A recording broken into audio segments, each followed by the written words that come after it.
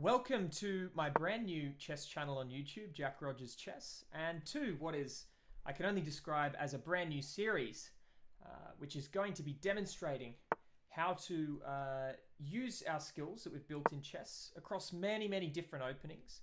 I'm going to use a variety of openings to demonstrate this, and talk to you guys a little bit about how to take down top grandmasters using the clock as well as the position to ensure that you're climbing up the rating tree and creating problems for even the strongest opponents in chess. So welcome, and make sure you hit that subscribe button down below, because there's going to be plenty more of these videos to come. So primarily in this series, I'm going to be using the following time controls. Primarily the 5-minute time control. But I will also play some games in the rapid time control at 10-minute, like this one. And also at the 3+2 seconds per move time control. That way I have enough time to talk about the many things going on in particular positions, and it should be at least instructive for anyone who is watching at the amateur levels that wants to get better at chess, or someone who is already an expert who wants to learn to beat masters over different time controls. So here we have a Sicilian Alapin, and to sort of readdress these initial moves, I started with the hyper-accelerated dragon, and my opponent played a fairly aggressive line, taking control of the middle with an Alapin setup. My early d5, the idea is exactly what has happened in this game, to create an isolated pawn for white. And although my opponent is currently a pawn up, I'm not overly concerned. This is a theoretical position, but aside from that, my opponent's pawns in the center are doubled. And there's a very good chance that I'm going to win back at least one of these pawns. This knight d7 move is certainly part of that, because after I've managed to castle, I intend to play knight b6 and put more pressure on the d5 square. Easier said than done, of course, and we'll see how things unfold over the next few moves. But my opponent so far is playing a fairly standard setup, and looks like there's a possibility that I'm going to win this pawn back. So now knight to b6, intending to take on d5. And that should, if anything, highlight the sort of difficult position that white is in with this backwards d pawn. It is isolated, it's backwards, and if we talk about structures and specifically pawn islands, we can see that white currently has 3 pawn islands to black's 2 pawn islands. Why is that relevant? Well, generally the player with more pawn islands is going to have difficulty defending their pawns when they come under attack, because they're so spread out and they can't assist each other. They can only be assisted by pieces when they are isolated. So in this case, yeah, I do have a better pawn structure, but you could argue that my opponent's activity, with the rook coming to the semi-open file, moves like bishop g5, rook c1, that, you know, it might be a little more difficult to take advantage. So bishop g4 was a potential move for me, but I think I'm quite fixated here on the idea of taking on d5. Which knight is an interesting one, but I do expect to play some sort of expansion on the queen side here with a6 and b5. That way I can now fianchetto my bishop, which can no longer pin the knight on f3.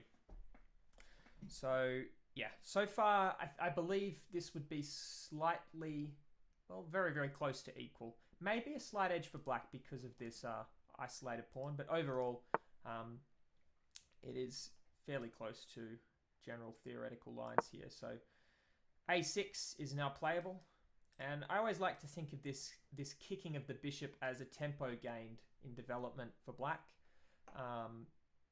There's almost zero risk playing your pawns up the board on the queen side when both players have castled to the king side.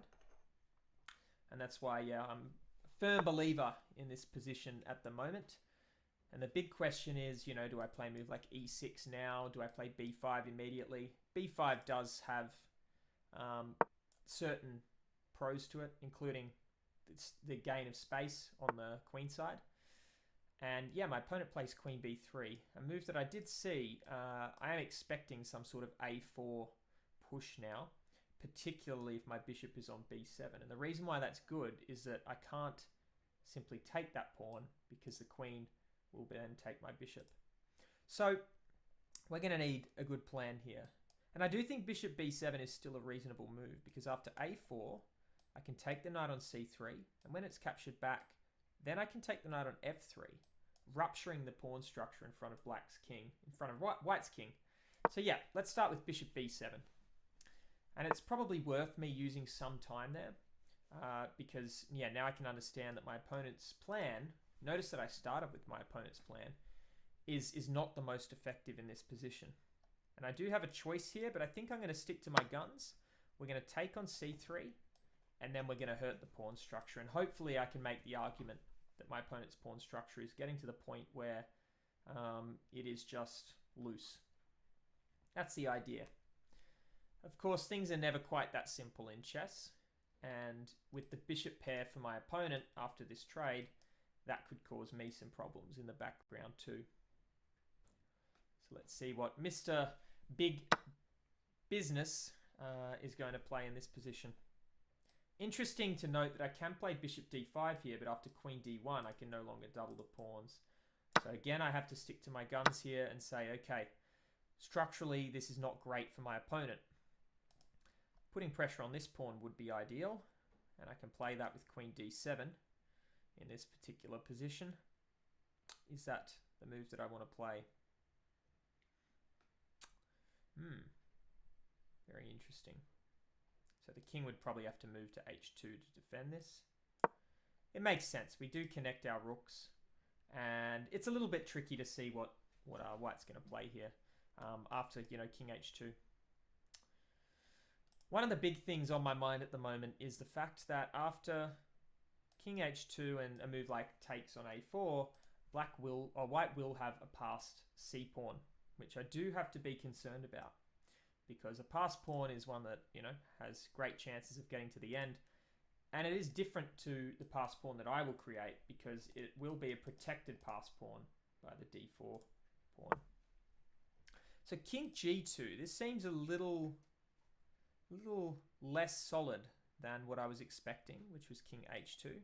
But I guess king h2 I could have played a check on d6. There's no way for me to bring my knight in. I'd love to plant a knight on the f4 square naturally, but that is not possible in the current position. I could play rook b8, and after takes, just simply take back. But I feel like the pressure that will be getting loaded onto the b file is probably not worth it for me in the long run. So I need a better plan than this. Perhaps it is time to take on a4. Will we see queen takes, or will we see rook takes? I feel like a queen trade would be beneficial to my opponent right now. However, the downside of queen takes is that I could ignore this and play queen d5. So we do see rook takes. Okay, it's time to activate my other rook with tempo on the queen. Rook b4, I probably will just trade. It's certainly an interesting position, but I do now have some ideas in the future of potential rook lifts to the second rank, maybe even a rook lift to h5, which is not feasible right now, but of course we have to put in some future thought to these kinds of positions. Where do my knight and bishop belong is the really big question mark in this position. Very interesting. Let's see how my opponent deals with things here first. I don't think it's necessary for us to dive too deep into complications here. We have approximately 2 minutes advantage on the clock, which I will probably use in the coming moves here to try and ensure that my opponent doesn't get a winning position. Now this pawn has just become near impossible to defend. Unfortunately, I think we're going to have to say goodbye to the a pawn. What can I get in return? And that's always a very good question to ask when you feel that you're starting to lose material. What can I get in return is a very good question. Okay, knight d4 doesn't achieve all that much, but at the same time it is a good spot for my knight. Might sort of tempt my opponent to play a move like c4. Okay, let's go for this. We have to be active here, otherwise my position is just going to sort of unfurl And I do have ambitions of playing moves like e5. Whether I have time for such a move or not is to be seen. Yeah, so my opponent decides not to take. And what you'll notice here is that my opponent, Mr. Big Business, has actually made a sort of correct decision here and said, okay, if I simply trade everything, that's going to give my opponent sort of tempo to attack. Don't want to do that. So instead, pinning my knight first. There's no rush to my opponent's planning here, which I think is probably the correct choice. I do, however, here have an interesting choice to make. Because after e6, there is c4. Have I underestimated my opponent's plans here? Seems that I may have. Doesn't look great, actually. Although, if I do play like e6, c4, knight b6, that could be a good move, because after bishop takes, I can take the rook. I could play knight b6 immediately as well as an option. But I think getting in this e6 move, actually maybe not. Maybe e6 is not the move here. Maybe it's something more like, I don't know, rook d8. We'll play e6. It's a logical response, I feel. And yeah, it's going to get a little dicey here, but we're playing against the bishop pair, which is certainly a tricky thing to do. Let's see what happens. I really want to get this knight b6 idea in, and perhaps I should have just played that immediately. The problem there that I had was that knight b6, my opponent might refuse to acknowledge this move and just take on a6. And I wasn't sure what I was going to do to unbind my pieces in that position. The downside of e6 is that I'm no longer attacking h3, which was one of my big plans. So yeah, we're going to have to wait and see what my opponent does here. If my opponent does nothing, I might consider moves like... what would I consider? Maybe even just a5 and saying, hey, take that pawn.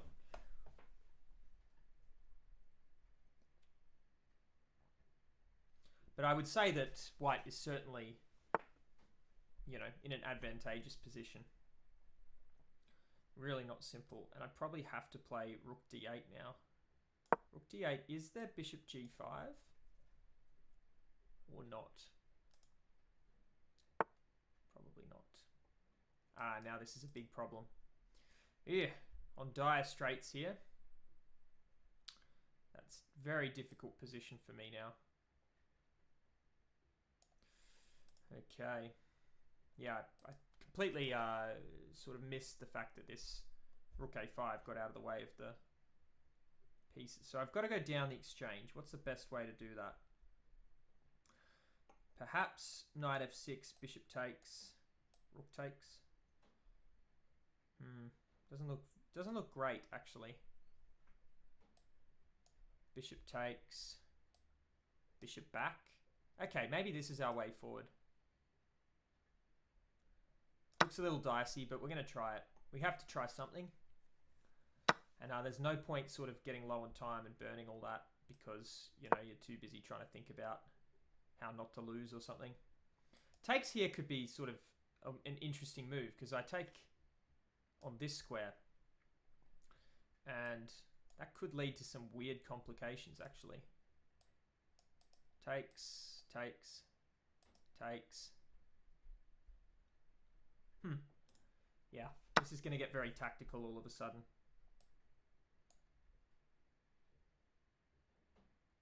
Let's see. So I think I have to take the bishop. I don't really see options here, guys. Pawn takes. My king is going to have to move. Let's see where the pieces fly now. Did my opponent miss this move? I think that is a possibility here because takes, king f8 or king g7, that's going to be an interesting choice. And if we do trade everything and then I lose my rook, you'll notice at the end of this continuation, the material's actually equal. unless there is sort of some in-between move, but at the moment I cannot see that. So yeah, my opponent will have to try and find some tactics around this e takes f7 move. Try to put my king under a bit of pressure. But I also have some checks of my own which are coming now. If, well, okay, I need to take the rook first. That would be quite the example of tunnel vision. But yeah, with a minute left on the clock, my opponent is getting into serious time trouble now. And it's quite a tricky position. So I think, and again, this is a very tough decision. Does my king belong on f8 or g7? Probably f8. Actually, f8, check. I think f8. You can never really know with where the king goes in these sorts of positions, especially when I have to make a snappy decision in 20 or 30 seconds. I've chosen f8 because with the king off the back rank, I felt that there was more opportunity for my opponent to do safe checks, frankly, and put my king under more pressure. So, although not entirely true in this position, you know, I think that the queen a1 check's probably overrated because I can take on f7. It was interesting nonetheless. Okay, so we take here. Rook's under attack. Rook is under attack. Luckily for me, my opponent cannot counterattack my bishop, which means it's quite possible I'm actually heading towards a drawn position here, or potentially even a winning position. Probably after rook a1, it is looking completely drawn. But I'm going to try. Let's try bishop b6. Particularly with 46 seconds left on the clock. This position is not trivial. I'm threatening to take here right now. And it's hard to defend. You can't just play rook f6 because there's the discovered check on the king, winning the rook. So it's possible I'm going to go back to even material. With 30 seconds left on the clock, my opponent may not actually have time to deal with this. So, let's go ahead and take the pawn. It is free. See what my opponent does here. And my opponent blunders under time pressure. So, looks like we're going to get the win here. A little bit of luck, but also just using, you know, the fact that we were down on the, or up on the clock rather, to get more of an advantage. And my opponent is trying to play this out, but unfortunately this will be checkmate. So yeah, overall, it's a pretty good game. I thought that my opponent actually outplayed me in this particular game for the most part, but I think that my game plan generally, you know, worked out. I put pressure on the d5 square, like so. I castled, which is a really important thing to do at the start of the game. And as I mentioned, these isolated pawns are generally a bit of a problem for white, but I think perhaps I overestimated, I overestimated at times the idea that I could sort of take here and hurt the kingside structure. It was very, very difficult for me to actually put pressure on. And I'm just going to go to a live analysis now so that you can see this. Just change my screen so that that's visible for you. And yeah, I mean, the reality is that probably my bad move here is bishop b7. My opponent does put pressure on the position, and I wasn't quite sure that what I played, okay, it seems to be okay according to the evaluation, but probably somewhere in the next few moves I made some inaccuracies. And it is back to about equal here, as you can see by the evaluation. What's that key moment where things go wrong? Okay, so around here, the knight d5 move. Now, what are our alternatives? Let's have a little look. Probably I have to play some sort of knight h5 and e5 plan and just give up the a pawn. Largely, that's all that went wrong in this position. I think I navigated this situation the best that I could, despite being in a losing position, just trying to create chaos in the middle. But overall, it was a good game. So, yeah, thank you everyone very much for watching this first game in what will hopefully be the start of a YouTube channel that will post a lot of content. That'll be news, tips and tricks, game analysis, the whole works. And yeah, looking forward to seeing everyone in the next video. Thanks so much, and remember to hit that subscribe button down below.